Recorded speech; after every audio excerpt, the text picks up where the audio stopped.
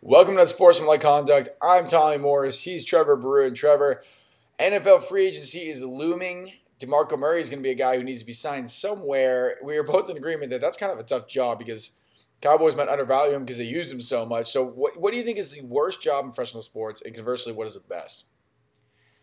I think we're both in agreement that running back is definitely one of the worst, if not worst, positions in all of sports. Yep. They run you into the ground for 3 or 4 years, beat up your body, get everything they can out of you, and as soon as you're due for a big contract, they let you go for the next guy. I think we learned that in the show Playmakers when what was DH? Yeah, DH was knocking on the door, ready to take that starting spot away from I forget the names. It was a classic show, but we all saw what happened. One of the best. Yeah, so it's one of the most brutal positions in sports. Right when it's time for payday. He did a lot of crack cocaine though, so he had that problem. Yeah. He did do a lot of crack cocaine, but that's what fueled his fire. No pun intended, right there. Yeah, fueled the foil. Yeah, he had problems.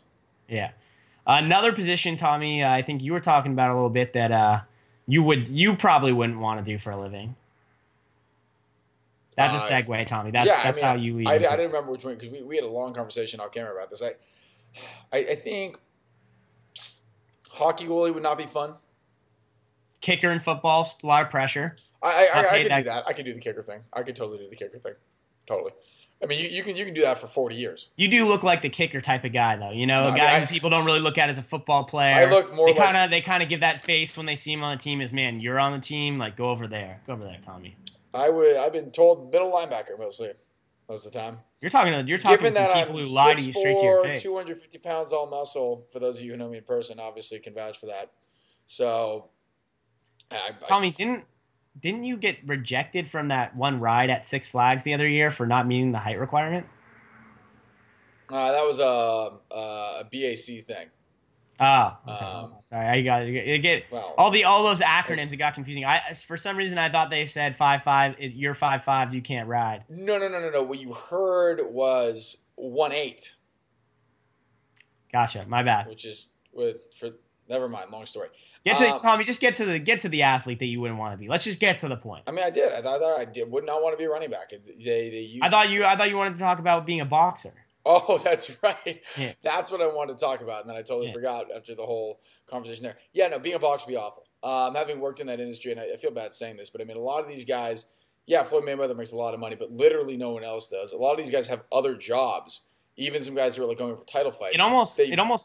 Sorry, it's Tom. Unbelievable. I mean, they have to train all day, and then they have to go be a truck driver or whatever. I mean, it is a dying sport, and the salaries are dying with it, and you're getting beat up. I would not want that job. It almost seems like the more successful you are, also, the more messed up your brain is going to get in the long term. While you might be winning, it seems like the fact that you're fighting more and more, you're just taking more and more blows to the head. You fight less when you're winning, because if you're in Mayweather's position, you can just say, I want to box twice a year, and that's it. You're in control of your training, yada, yada, yada. If you're one of those mid-level guys, you're going to fight probably twice as much.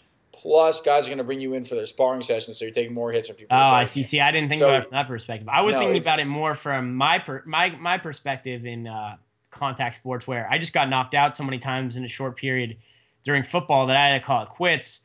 Versus if I maybe had to push that career for another 4 years, with just taking a bunch of, medium-sized hits every day. I was thinking that could have potentially been more damaging. That was the thought process I had, while I may not have much of a thought process left, where I was thinking a boxer who's successful, who doesn't call it quits but continues to fight year after year because he can make money that way, seems like in the long run would continue to take hits. But you corrected me from your boxing knowledge. No, I mean, but there are some guys who have a problem. I mean, you've got Bernard Hopkins is still fighting. He's almost 50 years old, so. That is insane. Seems like your best bet is just to come up with another successful side business such as George Foreman. We don't talk about George Foreman the fighter. We talk about George Foreman, the griller extraordinaire. Wasn't there someone who passed on that? I don't know, but if someone passed on it, that's like the movie.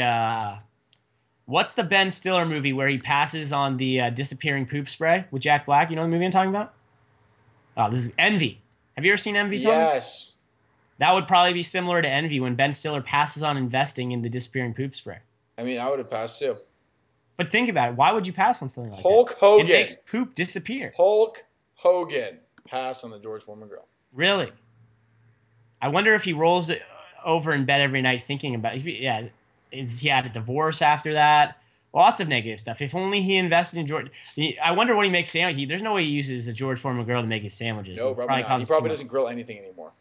Before we get out of here, let's get to what we think are the most enviable positions in sports. I got to go with relief pitcher. It's one time I read an editorial on Mariano Rivera's daily ritual before coming into a game, and it said he'd get to the game around the third or fourth inning. He'd get a massage. Then he'd go sit in the hot tub for an inning or two. And then around the sixth inning, he'd start stretching. He'd come out, start throwing in the seventh, throw it off the mound in the eighth, close out in the ninth, and then call it a night and $15 million in the bank annually. It's a pretty sweet gig, but you are also.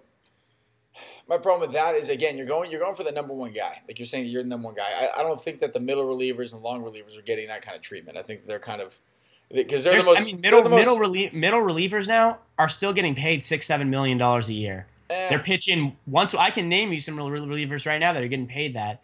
They're pitching once to twice a week, most likely. But they're the most marginal guys on the team. They're the most. Yeah, they might be the most. But we're not talking about being a star. We're talking about getting paid to do very little and having a nice lifestyle.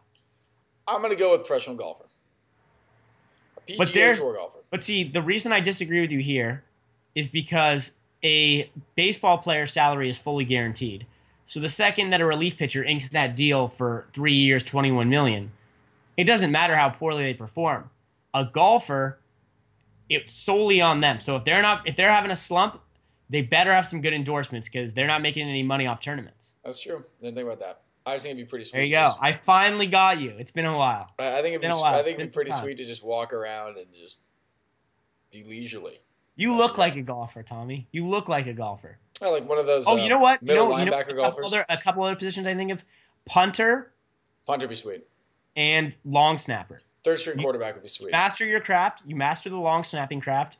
You don't have to have any other skills. You just snap that ball. You can be in the league for 20 years. Never really get hit either. Just snap that snap. Just snap it, snap it, snap it. Snap the ball, man. Snap it, snap it, snap it. Snap it, snap it. I like that. All right.